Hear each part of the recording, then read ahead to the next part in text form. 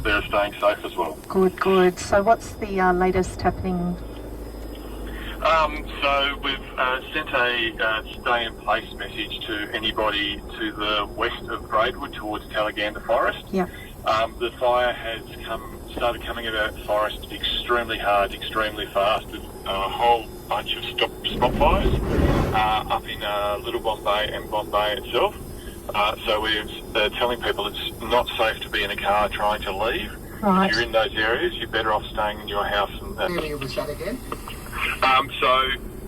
It's Bombay, Little Bombay, and also the areas between Braidwood and the Shoalhaven River along Bombay Road and the northern end of Cooma Road. Yes. This fire has the potential to start running through there extremely quickly in those current conditions, and we've lots of spot fires. So we're concerned that we don't want people travelling unnecessarily in those areas. Yeah, okay then. I'm just not sure what the last update was, but you've got a heap of resources out at Bombay at the moment, Darren? Yeah, we're getting we're pushing more and more resources into that area.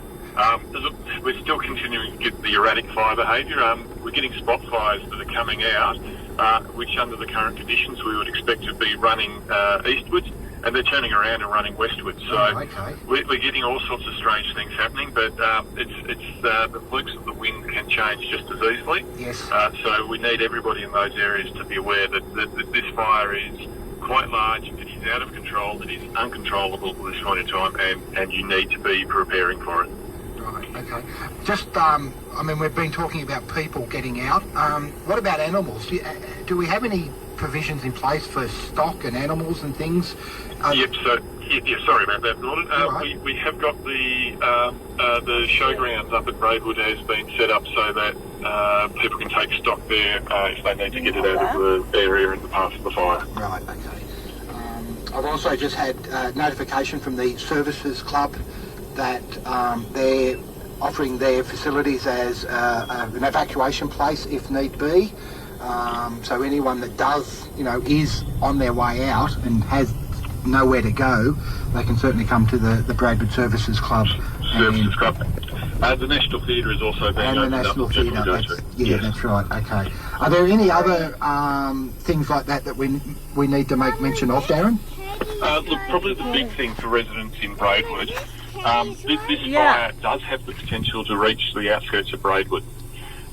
We don't want people. We're getting the Kings Highway closed, and basically the whole point of that is we don't want too many people travelling on that road with the risk of this fire pushing around Braidwood and all that. If you're in Braidwood, you're going to be pretty safe, but don't try to leave the town at this point in time because that would put you at risk of having the fire come towards you. Right. Where and when are you closing the Kings Highway?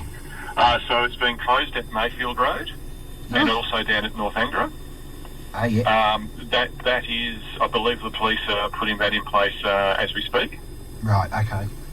So that's basically to stop people from outside of the area coming into the area and getting into trouble. But obviously we're just asking people in Braidwood to avoid trying to leave town at the moment. Certainly don't drive underneath any smoke plumes. Sure. Okay. All right. Just with the actual fire, where is actually the fire front at Bombay? Has it actually come out of the forest yet, or is it still in the forest there? It is right on the edge of the forest from the latest imagery I've been given, which is now, about an hour old. Okay. So an hour ago it was right on the very edge of the forest, about to come out into the open area, right on the area of Bombay Creek. Right. Are you concerned that once it hits the open, that it's going to spread and take off very quickly?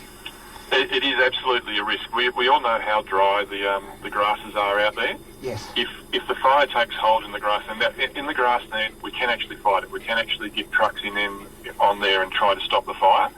But in the current conditions, it's still going to be difficult. It's still going to move very, very quickly. Right. So we just need people to be aware that look, once it comes out of the forest, it might be going at 6 kilometres an hour. So that's quite a substantial pace. You're going to have to run for a fair way if you're going to get out of the way. So we want people to stay safe. Right.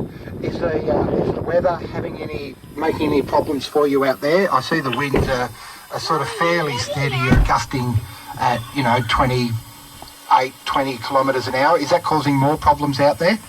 The wind is obviously driving this fire and driving the spotting.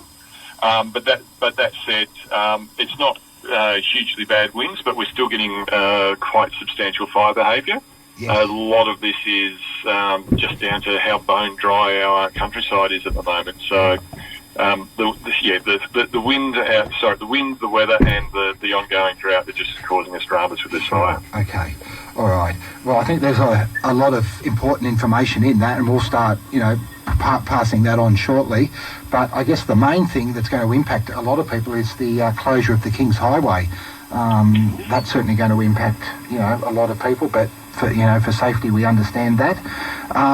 Is there anything else that you need to mention, Darren?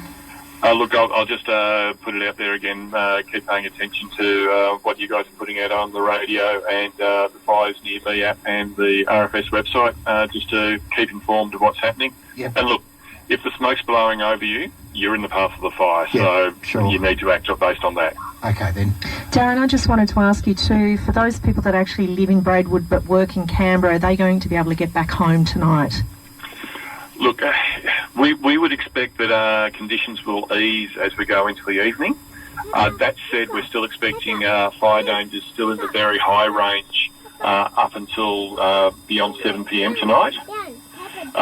So we will expect that after that point in time. And once we get a better handle on it and we happy that the fire's not going to be running uncontrolled, our priority will be to reopen the King's Highway. Yeah. So it may be a late night for people, but you should be able to get home tonight. But at least they'll be safe. Yeah. That's the priority, isn't it, here? That is absolutely the priority. Yeah. Okay, all right then. Thanks for that update, Darren. Will we talk to you again in an hour or an hour and a half or something? Or what? Yes. We'll touch base again in that period of time, and I'll see if I can give you an update. Okay, terrific. Thank you, Darren. Okay, thank you, mate. Thanks.